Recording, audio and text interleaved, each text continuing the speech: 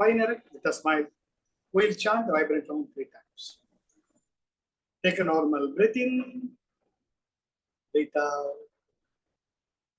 Take a deep breath in and let go of chanting on. Take a deep breath. Oh.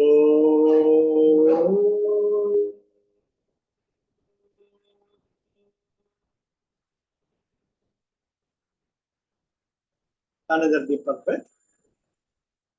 Oh.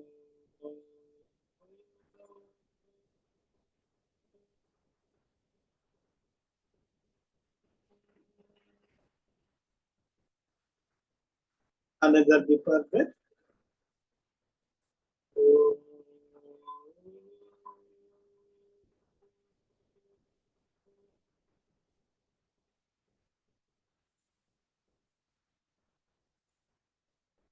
Slowly.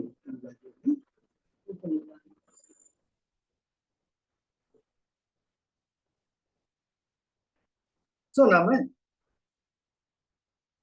Kadapa Sri Paramahamsa சச்சிதானந்த யோகேஸ்வரர் அவர் சைவ சித்தாந்தத்தை அடிப்படையை கொண்டவர் தான்.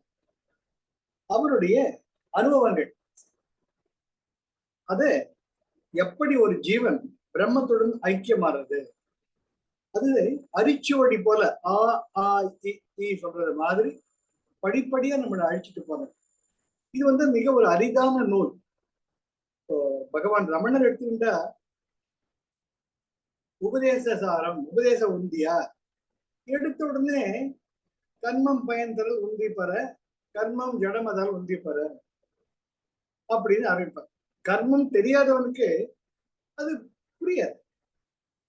அது ஆனா இவர் ஜீவ பிரம்மைக்கத்துல பகவான் ரமணர் ஓரளவு தெரிஞ்சின்றவங்க. அவர் எப்படி நான் யார் இந்த விசாரத்துக்கு போனது தெரியும். கர்மம் பயன் தரல் கர்த்தனது ஆணையால், கர்மம் கடவுளை உந்தி பெற, கர்மம் ஜடமதால் உந்தி பெற. அப்போ கர்த்தன்னா என்னன்னு தெரியணும், கர்மம்னு என்னன்னு தெரியணும், கடவுள்னு என்னன்னு தெரியணும். அப்பதான் அந்த உபதேச உந்தியாருடைய அந்த ஒரு சூத்திரம் நமக்கு அர்த்தமா. ஒண்ணுமே தெரியாத ஒருத்தன் வந்தாருன்னு அந்த ஜீவனை கூட நீ இந்த பிரம்மத்தின் ஒரு பகுதி தான். ஒரு எப்படி சூரிய பகவானின் பல கிரணங்கள் போல பல ரேஸ், அது போல அந்த சூரிய கதிர்களில் நீ ஒரு கதிர், நீ வேற சூரியன் விரல் வந்து புரிஞ்சுக்கிற அளவுக்கு எளிமையாக கடப்பா சுவாமிகள் பொதுவாக இருந்து கடப்பா சுவாமிகள் சொல்லுவாங்க. ஏன்னா கடப்பையில் தான் அவருடைய தெலுங்கானாவில் இருக்கக்கூடிய கடப்பையில் தான் அவருடைய ஜீவசமாதி.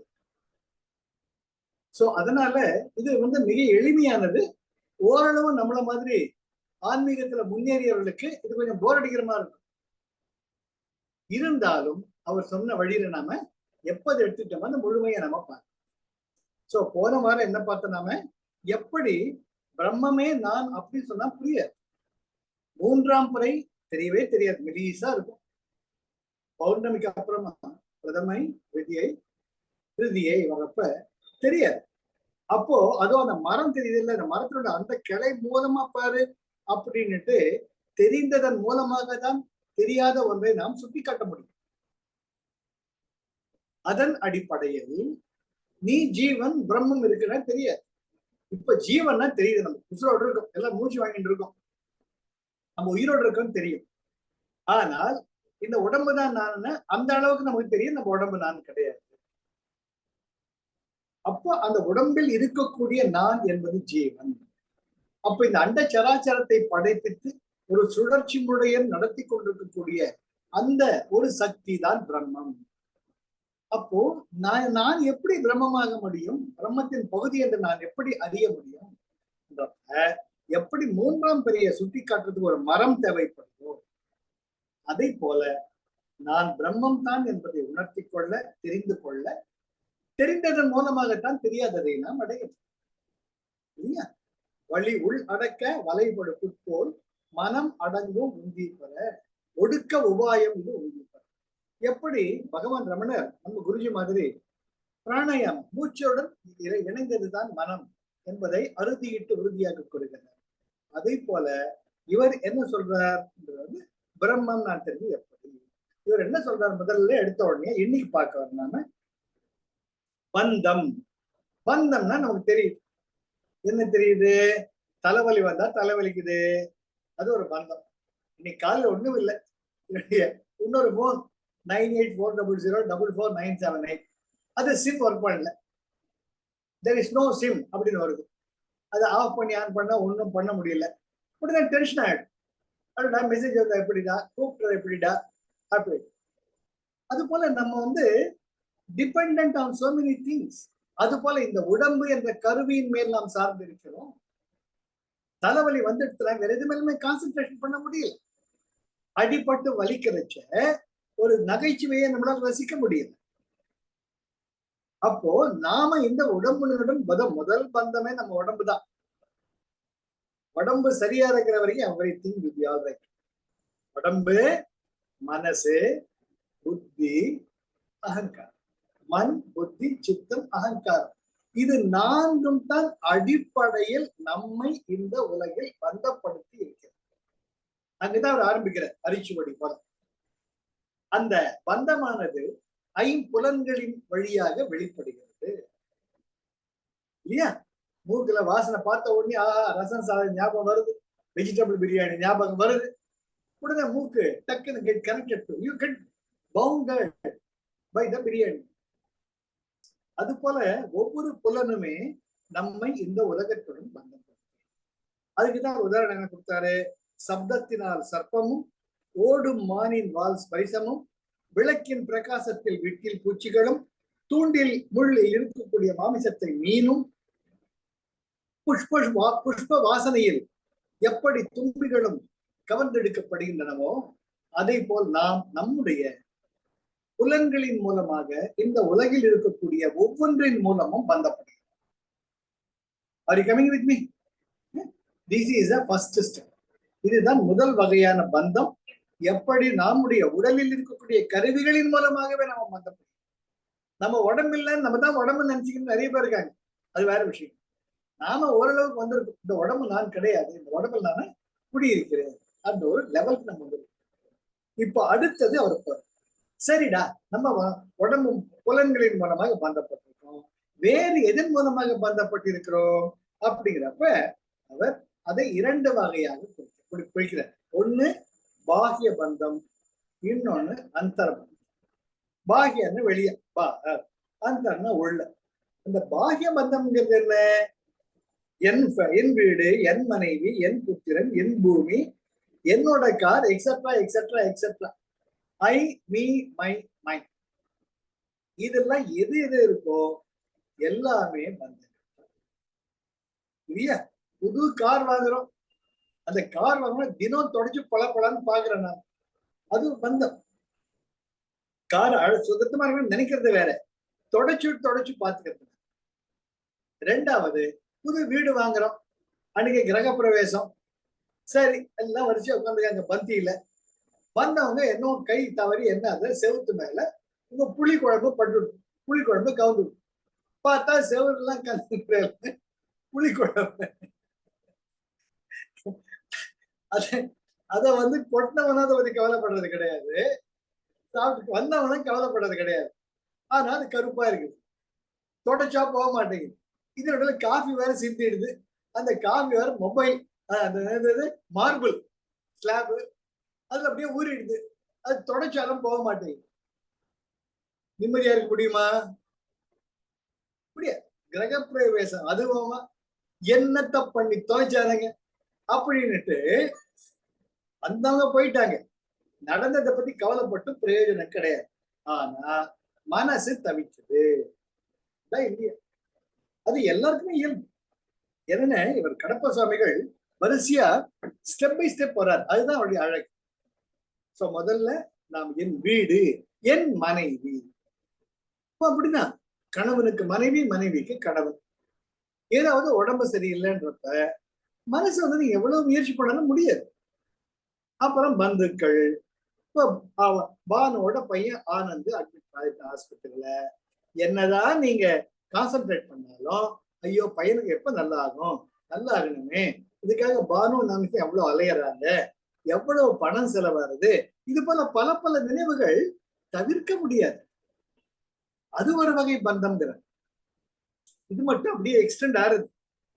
பூமி, மாடு, தோட்டம், துறவு, தனது அல்லாத வஸ்துக்களை தனதாக பாவிப்பது பாக்கிய பந்தம். அண்டர்லைன். தனது அல்லாத வஸ்துக்களை தனதாக பாவிப்பது பாவனை தான், பாவனை தான். அது வந்து ஆயிடாது. நீ வந்து உன்னோட வீடுன்னு நினைக்கிறச்சியே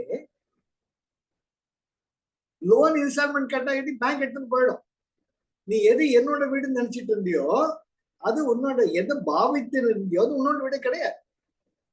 எது வந்து என்னோட பையன்னு நினைச்சிட்டு இருந்தியோ, என்னோட பொண்ணு நினைச்சிட்டு இருந்தியோ, அந்த பொண்ணு வந்து கல்யாணம் ஆயிட்டு போயிட்டோம்னா அந்த பந்தம், அந்த உரிமை உனக்கு கிடையாது. அதனால்தான் ரொம்ப அழகா சொல்ற, தனது அல்லாத வஸ்துக்களை தனதாக பாவிப்பது பாக்கியம். தெளிவா சொல்ற. இது ஒரு சின்ன குழந்தை கூட உண்டா இல்லையா? ஜோபில வந்து பால் பந்து இருக்குது. அந்த பால் பண்ணி எடுத்து அழகு பார்க்கணும், பிரமாதமா இருக்குது. பார்க்கர் பால் பென், அது 400 ரூபாவோ 500 ரூபாவோ.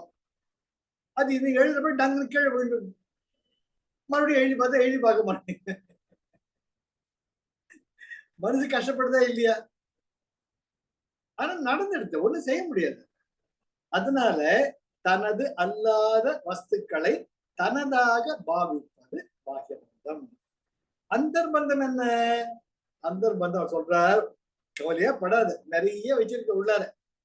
உன்னுடைய உட்பகைவர்களே உனக்கு பெரிய பந்தம். இவர் வந்து பொதுவா சொல்லுவாங்க 6 உட்பகைவர்கள் சொல்லுவாங்க. காம, குரோத, மோக, லோப, மத, மாச்சரியம். இவர் 10க்கு போறார். இவர் ஆழ்ந்து எதுக்குன்னு, இவர் சம காலத்தவர், 1957 வரைக்கும் நம்ம கூட இருந்தவர். அதனால ஏறக்குறைய என்னுடைய வாழ்க்கை முறை, அவருடைய வாழ்க்கை முறை, என்னுடைய தலைமுறை வாழ்க்கை முறை அவருடைய வாழ்க்கை முறையோட ஒத்துப்பார். என்ன சொல்ற? காம, குரோத, மோக, லோப, மத, மாச்சரிய. அது இல்லாம டம்ப. டம்பன்னு நம்ம விளம்பரம் காட்டுங்க, என் வீடுதான் பெருசு, நான் தான் இந்த லோக்கல் எம்எல்ஏ, அப்படி இப்படின்னு டம்பம், டம்பாச்சாரி சொல்லுவாங்க. அப்புறம் தர்ப்பம். தர்ப்பம் அப்படின்னு அவங்க கிட்ட இருக்கிறது என்கிட்ட இல்லையே, அது ஒரு அஃப்ளிக்ஷன். இது பொறாமை கிடையாது. பொறாமைங்கிறது வந்து என்கிட்ட இல்லையே, என்கிட்ட இல்லையே, என்கிட்ட இல்லைங்க, அவன் கிட்ட இருக்கிறது என்கிட்ட இல்லையே என்று வருத்தப்படுறது, அது தர்ப்ப. ஈர்ஷை. ஈர்ஷைன்னு எனக்கு ஒரு கண்ணு போச்சுன்னா அவனுக்கு 2 கண்ணு போகணும். எனக்கு ஒரு கண்ணு போச்சுன்னா 2 கண்ணு போகணும் அப்படின்னுட்டு நல்லா இருக்கிறவனை பார்த்து சாபம் பண்றது. இதுதான் வந்து ஈர்ஷை. அந்த அவன் நல்லா இருக்கிறான்னு நல்லா இருக்கு சொன்னா பரவாயில்ல, அவன் எப்படி நல்லா இருக்கலாம், அவன் எப்படி நல்லா இருக்கலாம் அப்படிதான் ஈர்ஷை. ஈர்ஷைன்னு ஈர்ப்பு, கவர்ச்சி. உன்கிட்ட இருக்கிறது என்கிட்ட இல்லையே.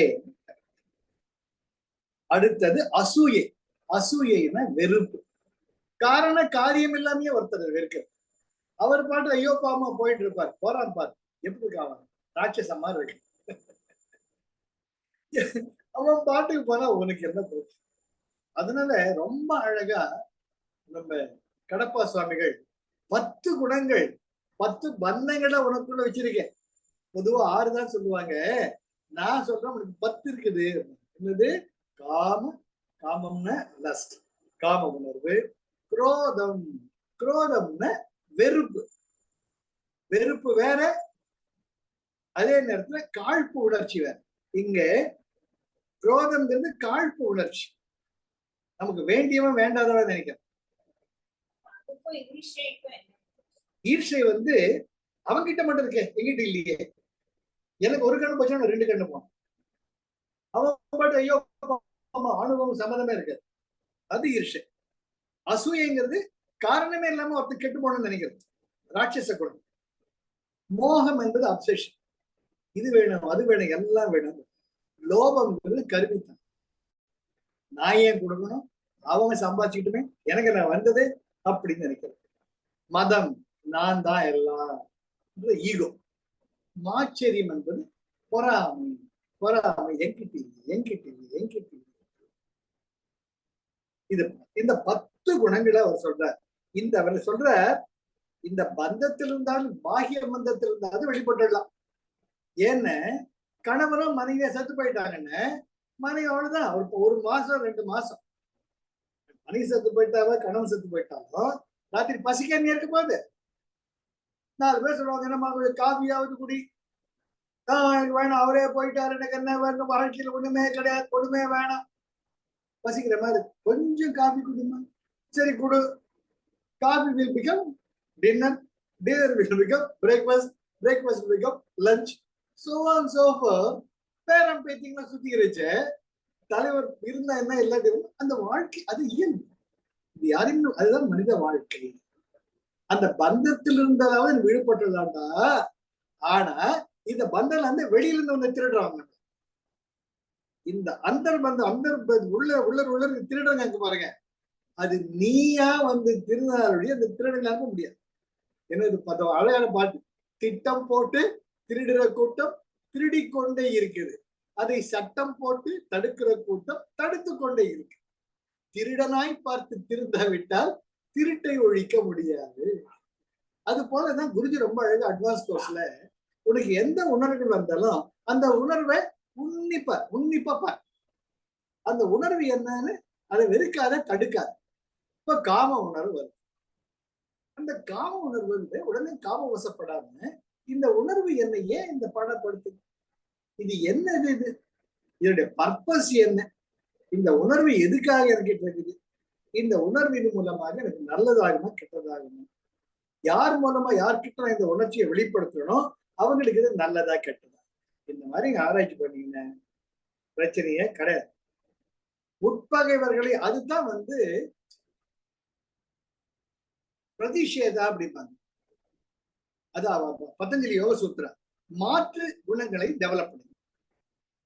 இப்போ வந்து காம உணர்வு வருது வச்சுக்கோங்க. காம உணர்வுக்கு அடுத்தது என்ன, கருணை, தாய்மை. அந்த தாய்மையை உனக்குள்ள வளர்த்துக்க காம உணர்வு காணாம போகும். அதே போல வேற என்ன பார்த்துக்கலாம், இப்ப பொறாமை, லோகம், மதம், ஆச்சரிய. அந்த பொறாமை வருது, தப்பு சொல்ல முடியாது. ஏன்னா காலங்காலமா நாம உழைச்சு ஏதோ 10 ரூபாய் 5,000 ரூபாய் பென்ஷன்ல வாழ்ந்துட்டு இருக்கணும். அவன் இங்க லெப்ட் ரைட் சென்டர்ல போயிட்டு கோடியா வச்சுட்டு இருக்கான். பேப்பர்ல படிக்கிறமா இல்லையா? ஆனா பரதேசி அவன் ஒண்ணுமே பண்ணாம எப்படி சம்பாதிக்கிறான் அப்படின்னு தோன்றும். அப்போ அந்த மாதிரி ஒரு உணர்வு வரைச்ச நமக்கு எனர்ஜி அதிகமாகதா குறையுதா? குறையுது. அவனுக்கு எந்த பிரச்சனையும் இல்லை, அவன் காரணம் போயிட்டு அவன் விஷயம் அது வேற, அவனுக்கு 1008 பிரச்சனை அது வேற விஷயம். நம்மளை பொறுத்த மட்டும் அவர் பிராணா லெவல் கோஸ் டவுன். நான் எப்பவுமே சொல்லுவேன், the measurement, the yardstick, the litmus paper, the parameter is that எந்த ஒரு செயலிலும் உன்னுடைய பிராணா அதிகமாக தான் குறையும். நான் உள்பட இன்னைக்கு காலையில அந்த போன் ஒர்க் பண்ற உடனே திபின்னு வீட்டுல கேக்குறாங்க, ஏங்க இவனுக்கு எங்க சீர் கிளம்பிட்டீங்க? இல்ல, ஏர்டெல் ஆபீஸ் போயிட்டு அவன் தெரிஞ்ச உடனே சரி பண்ணி வந்துடணும் போனேன். நான் ஒரு மடையன், ஏன்னா நானும் மனுஷன் தான். போனா அவன் 10:30 to ஈவினிங் 5 PM 10:30 மணிக்கு தான் ஓபன் பண்ணுவேன்னு போட்டு நான் 9 மணிக்கு போய் நின்னா யாரு சொல்லி என்ன பிரயோஜனம்? அட மடையா, என்னடா ஒரு போன்ல உசரா போயிட அந்த புத்தி புரிஞ்சு கொடுத்து ஒரு போன்ல செத்த போயிடும். அதுதான் உணர்வு போடுறது. அந்த உணர்வு வந்துட்டா நம்ம பிராண லெவல் மேல போகும். இல்லாட்டி ஏர்டெல்காரனை தீட்டி என் தலையெழுத்து தீட்டி வீட்டுக்கு வந்ததும் வராதுமா, ஏங்க போன காரியம் முடிஞ்சதா? உன்கிட்ட சொன்ன பாரு ஏழு, நீ வீட்டை சொல்லி எது உருப்படுறது? அவங்க வந்து நூலா போயிட்டு உங்க எனர்ஜியும் குறைஞ்சி அவங்க எனர்ஜியும் குறைஞ்சா அது கூடாது. Shift energy. என்ன தலைப்புற காரியம் ஒரு நாள் பேச கட்டி போயா போன தெரியும், இன்னி பேச நாளைக்கு பேசினா போச்சு, let it take its own war அப்படின்றச்ச உங்க பிராண லெவல் நிம்மதியானது, மனசு சமாதானப்படும். இப்ப நம்ம கூட பேசிட்டு இருக்கேன்னு மனசு சமாதானத்தால் தான் பேசிட்டு இருக்கேன். அந்த குட்டி போற நினைச்சிட்டு இருந்தேன்னா இந்த ஞானம் வராது. வாழ்க்கையில் ஒவ்வொன்றுமே அப்படித்தான். இப்படித்தான் நம்முடைய அந்தர்பந்தத்தை நாம வெற்றி கொள்ள முடியும். பிரதிஷேதா மாற்று பாவனையை உண்டாக்கி கொண்டு நான் சொல்லல, பத்தஞ்சலி பத்தஞ்சலி முனிவர் சொல்றார். இதெல்லாம் நியாயம்தான்ப்பா, என்ன ஜென்ம ஜென்மங்களா நீ சேர்த்துட்டு வந்த உட்பகைவர்கள் ஒரு நாள்ல போயிட, நீ என்ன பண்ணணும், அதுக்கு அது எதிர்பாவனை, எதிர்பாவனையின் முள்ள டெவலப் பண்ண, இது வலுவிழந்து போகும். இதைதான் குருஜி சொல்றார், ஷிஃப்ட் எனர்ஜி ஷிஃப்ட் அப்படிங்கிற. நான் எத்தனையோ கிளாஸ் சொல்லிட்டேன். நம்ம ஆஜ்ஞாங்கிறது என்ன, positive is wisdom, negative is anger. கோபம் வர்றச்சு 3 முழுக்க தண்ணி குடிச்சிட்டு எதுக்கு கோவப்படணும், யாரு மேல கோவப்படுறான்னு நினைக்கிறச்சே, the energy shift will happen, your wisdom will start working. ஆனா இதுக்கு போய் கோவப்படாத, போமா நீ வேற அப்படி போயிட்டே இருக்கும். when you come to the Vishuddha, the positive is gratitude, negative is greed. when you come to Anahata, the positive is unconditional love, negative is possessiveness, hatred and fear. And when you come to the Manipuraga, the positive is joy and generosity, negative is greed and jealousy. When you go to the Swadhisthana, positive is creativity, negative is sex obsession. அவ்வளவுதான், வேற எங்க இருக்கு, இதெல்லாம் படிச்சிருக்கோம். So observe and make the energy shift. For that, water element will be very very important. ரொம்ப ரொம்ப முக்கியம். அதனால இவர் என்ன சொல்ற, பாகிய பந்தத்தாதி வந்துடலாம், அந்தர பந்தத்தை அவள் சீக்கிரம் வெற்றி கொள்ள முடியாதுடா. ஏன்னா வீட்டுக்குள்ளேயே இருக்கான் திருடன், அவன் திருடன் தெரியாமலேயே அவரை கொஞ்சிட்டு இருக்கும். வெளியே வந்து கட்டி கட்டினா போலீஸ் கம்ப்ளைண்ட் பண்ணலாம், இப்படி தப்பிக்க வழி பார்க்க. உள்ள நல்லவனா இருந்துகிட்டு நம்மளை கெடுத்துட்டு இருந்தாங்க, எப்படி ஐடென்டிஃபை பண்றது? அதுக்குதான் வந்து பிராண லெவல், எனர்ஜி ஷிஃப்ட். இதை பிராக்டிஸ் பண்ண பண்ண பண்ண ஓவர் ஜென்மாஸ் ஜென்மாஸ் ஜென்மாஸ் நிச்சயமா ஒரு நாள் இது நம்ம வெளிப்பட முடியும். இவையெல்லாம் தான் பந்தங்கள்ங்கிற பார்த்துட்டு நாம சம்சார பந்தம்னா என்ன, அப்புறம் பாகிய பந்தம்னா என்ன, அந்தர பந்தம்னா என்ன, சின்ன குழந்தைக்கு சொல்ற மாதிரி சொல்ற கடப்பை சுவாமிகள். நம்ம லெவலில் நம்ம கேட்டோம்னா, சார் என்ன சார் அரைக்கமாவே அரைக்கிறீங்க அப்படின்னு நீங்க சொல்லலாம்.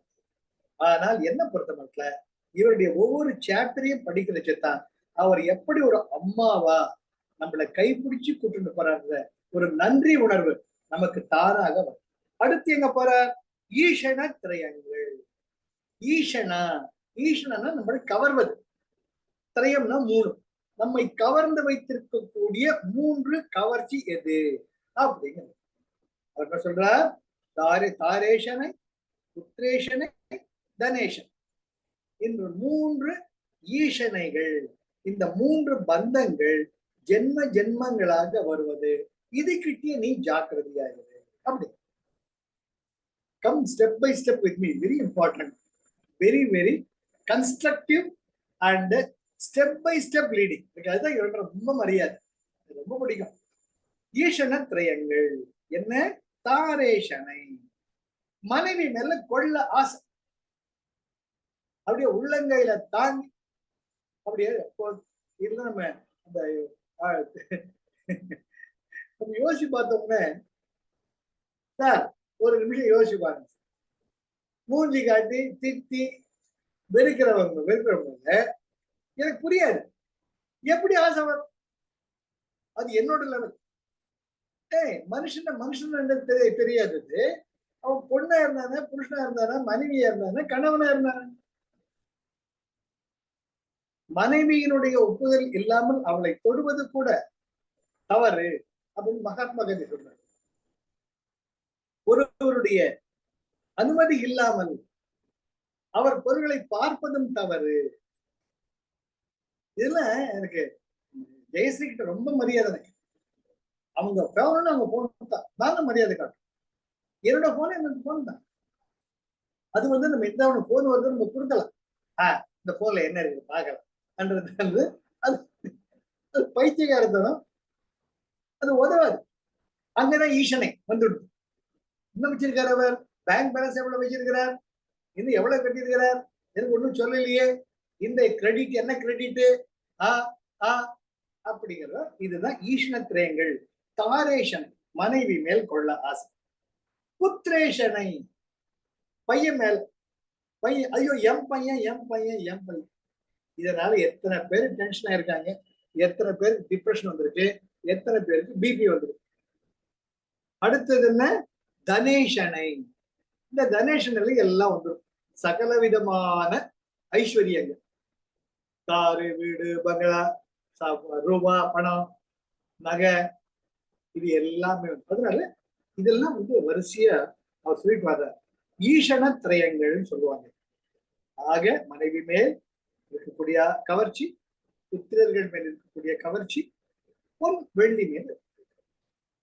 இதெல்லாம் யோசிச்சு பார்த்து கொஞ்சம் அப்படியே அதான் குருஜி மாதிரி கிடைக்காது. எந்த ஒரு ஈஷனை வந்தாலும் அதை உத்து பாருங்க. அதுதான் அங்க பூஜா அப்படிம்பாரு குருஜி நம்ம அட்வான்ஸ் கோர்ஸ்ல. யோசிச்சு பார்த்தோம்னே உண்மை இல்லை.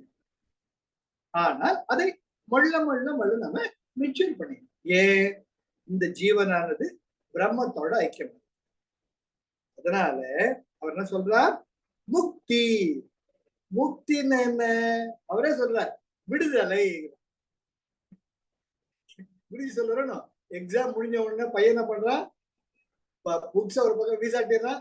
அப்பாடா உட்கார பாருங்க, அந்த உணர்வு லிபரேஷன். அந்த லிபரேஷன் தான் முக்தி, அதுதான் மோட்சம். இந்த பந்தங்கள் இல்லாமல் இருக்கக்கூடிய ஒரு நிலை தான் முக்தி. அதனால்தான் அந்த முக்தியை எப்படி அடைகிறது அடுத்தது பார்க்க.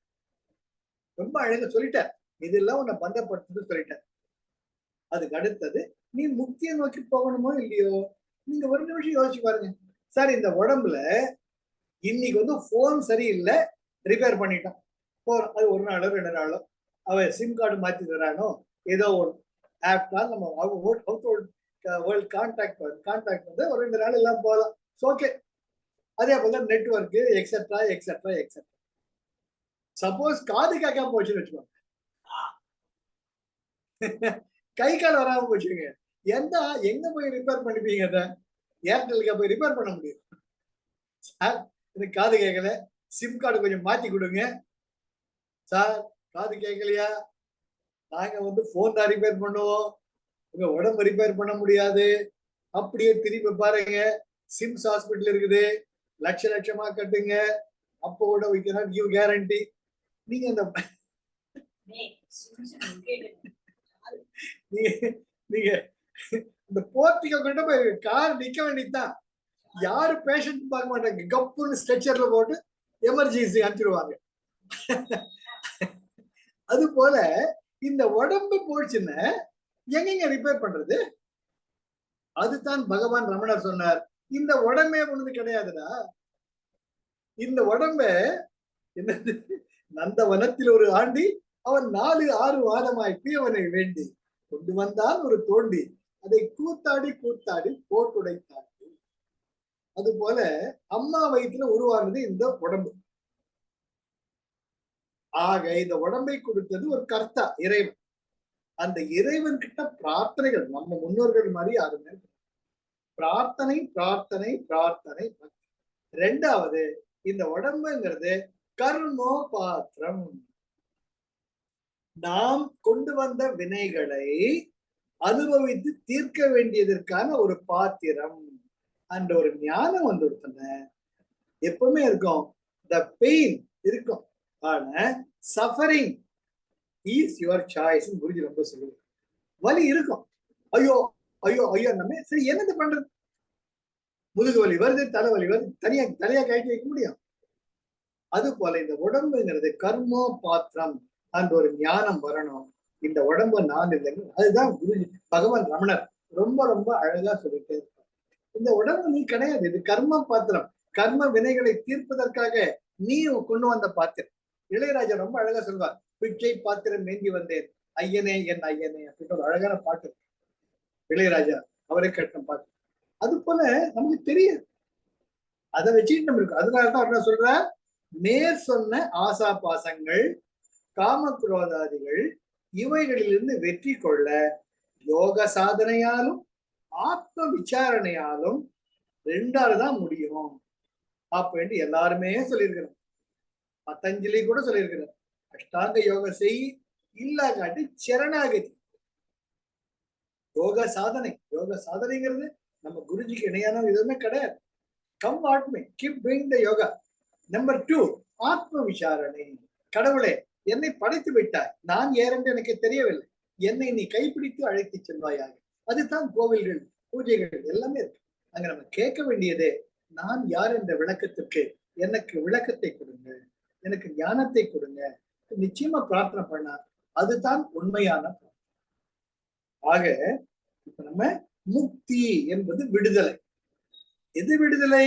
சம்சார பந்தத்திலிருந்து விடுதலை, பாகிய பந்தத்திலிருந்து விடுதலை, அந்தர பந்தத்திலிருந்து விடுதலை, ஈஷணத்திரையங்களிலிருந்து விடுதலை. அந்த விடுதலையுடன் வந்து தன்னை நீங்க எங்க இருந்தாலும் நிம்மதியா இருக்கு. இதுக்கு பல உதாரணங்கள். பத்திரகிரியா, காசியில ராஜா அத்ருஹரி, அவர் எல்லாத்தையும் விட்டுட்டு பட்டினத்தாருக்கு சீடரா இருக்க. ராஜாவை இருந்தவர் சீடரா இருக்க. விஸ்வாமித்திரர், அவர் மிகப்பெரிய சக்கரவர்த்தியாக இருந்தவர், அனைத்தையும் குறைந்து முனிவராக ரிஷியாக மாறி. இது போல பல பல பல உதாரணங்கள் சொல்லிக்கிட்டே போறாங்க. இவரே எடுத்துக்கலாம். கடப்பா சுவாமிகள், அவர் சிவில் கான்ட்ராக்டர், வசதியாக வாழ்ந்தவர். மனைவியினுடைய மரணம் அவருடைய வாழ்க்கையில் மிகப்பெரிய மாற்றத்தை ஏற்படுத்தி. என்ன இது? நேற்று வரைக்கும் என்கிட்ட அன்பா இருந்தாலே, நேற்று வரைக்கும் பேசிக்கிட்டு இருந்தனே, நேற்று வரைக்கும் நாங்க ஒன்றை கை கோர்த்துட்டு இருந்தோமே, இன்னைக்கு எல்லாம் போயிட்டாலே, இது என்ன வாழ்க்கை என்ற ஒரு உணர்வு அவருக்கு மிகப்பெரிய மாற்றத்தை கொடுத்தது. அது போல இந்த பந்தங்களில் இருந்தெல்லாம் வெளிவர வேண்டும் என்றால் ஆத்ம சாதனையாக யோக சாதனையாலும் ஆத்ம விசாரணையாலும், இந்த ரெண்டு தான் வந்து அவர் சொல்றார். அப்புறம் அவர் என்ன சொல்ற, இதுக்கு நான் என்ன உதாரணத்தை சொல்ல வேண்டும் என்றால், ஒரு அழகான பஞ்சினை ஊழித்தீ போல் பல ஜென்ம விவத வித்தான் சஞ்சிதமெல்லாம் ஞான தழல் சுட்டு வெந்நீராக்கும் கிஞ்சிதா காமியம் தான் கிட்டாமல் விட்டு போகும் வஞ்சின பிராரப்த வினை அனுபவித்து தீரும்.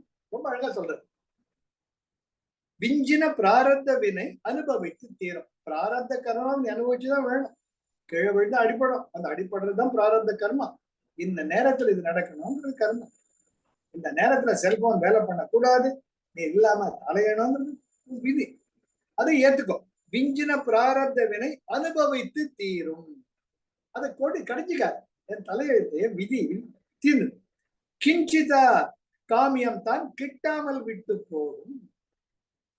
அதாவது நீ யோக சாதனையும் ஆத்ம விசாரணை கிஞ்சித்து கொஞ்சம் கூட இல்லாமல் ஆகாமிய கர்மா, நீ நிகழக்கூடிய இன்று நீ செய்யக்கூடிய கர்மா, நான் எனது எனக்கு என்னுடைய என்ற பாவனை இல்லாமல் கிட்டாமல் விட்டு போகும். நம்மளை பந்தப்படுத்தாது. சஞ்சிதமெல்லாம் ஞான தழல் சுட்டு வெந்நீராகும். அதுதான் ஆத்ம விசாரணை. ஆத்ம விசாரணை சஞ்சித கர்மா என்பது ஜென்ம ஜென்மங்களாக நாம் சேர்த்து கொண்டு வந்த கர்மவினை. அது என்ன பண்ணணும்? ஆத்ம விசாரணை என்னும் ஞான தழல் அக்னி. அப்ப என்ன ஆகும்? பொசுக்கு சாம்பல் ஆக்கிடும். வெந்நீர்னா சாம்பல் ஆக்கிடும். அது எப்படியா? பஞ்சினை ஊழி தீ போல. சாதாரண தீ கூட கிடையாது. ஊழி தீர்னப்ப காலாக்னி, அப்படியே கபகபான்னு எறிகிற அக்னியில பஞ்ச போட்ட என்ன ஆகும்? இருக்கிற பொசுங்கி போயிடும். அது போல பல ஜென்ம விவத வித்தா, ஜென்ம ஜென்மங்களுக்கு எது விதையாக இருந்து நமக்கு ஜென்மங்களை தருகிறதோ அதை என்ன பண்ணணும்? சங்கீதமெல்லாம் ஞான தழல் சுட்டு வெந்நீராக்கும். ஆத்ம விசாரணை. கிஞ்சிதா காமியம் தான் கிட்டாமல் விட்டு போகும். ஆகாமிய கர்மா, நான் எனது எனக்கு என்னுடைய என்ற எண்ணமில்லாமல் மற்றவர்களுக்காக பலனை எதிர்பார்க்காமல் கடமைகளை செய்து கொண்டிருக்கும் பொழுது அந்த ஆகாமிய கர்மம் உன்னை பந்தப்படுத்தாது. விஞ்சின எஞ்சி இருக்கக்கூடிய பிராரத்த வினை அனுபவித்து, பிராரத்த வினை தான் தப்பிக்க முடியாது. அத நீ வந்து இறைவனின் கருணையால் கீழே விழுந்து கால் உடைகிறது, கால்ல செராய் போடும். அதுக்கு என்ன பண்ணணும்? நிறைய தர்மம் பண்ணணும் முதல்ல. அடுத்தது பக்தி பண்ணணும். பக்தியும் தர்மங்களும் பணிந்து போனா எத்தனை பேருமா அப்பா நல்லா இருங்க நல்லா இருங்கன்னு வாழ்த்துப்படுறீங்களோ அவ்வளவுக்கு அவ்வளவு பிராரப்த கர்மமானது குறைஞ்சிக்கிட்டே வரும். இந்த ரெண்டு தான் நம்ம செய்யக்கூடிய தர்ம காரியங்கள். எவ்வளவுக்கு தர்மம் பண்ண முடியும் தர்மம். ரெண்டாவது குருஜியோட சரணாகதி.